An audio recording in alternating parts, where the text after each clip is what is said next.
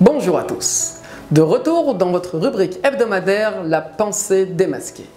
Avez-vous déjà rêvé de gagner une somme d'argent considérable? Si oui, vous avez probablement imaginé ce que vous feriez d'une telle somme. Acheter une villa, un yacht ou alors une berline de luxe? Et si notre paracha, Nassau, pouvait justement nous éclairer sur la question? À l'époque durant laquelle les Juifs se trouvaient dans le désert, Dieu leur demanda de construire un Mishkan, un temple portatif. Ils pouvaient ainsi le monter et le démonter lors de leur déplacement dans le désert jusqu'à l'entrée en Israël. Pour sa réalisation, tout le peuple a fait preuve d'une grandeur d'âme remarquable et d'une générosité exemplaire. On y trouvait de l'or, de l'argent et même des diamants. Vous le savez peut-être, le peuple juif était divisé en 12 tribus et chaque tribu avait un chef.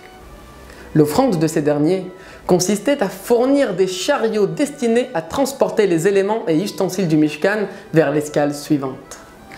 La Torah nous relate que seulement 6 chariots ont été offerts.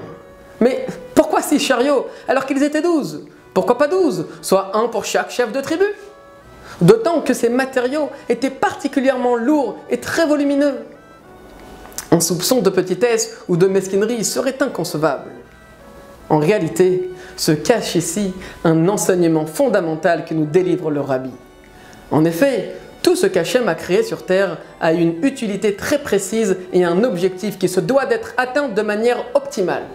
En outre, même s'il est tout à fait légitime que la divinité réside dans le lieu le plus honorable possible, cela ne permet pas pour autant le moindre gaspillage. Ainsi donc, si les 6 chariots pouvaient supporter le Mishkan et son contenu, un 7e aurait été de trop, et par conséquent inutile. En somme, au lieu de viser un potentiel maximal, mieux vaut favoriser l'exploitation maximale du potentiel.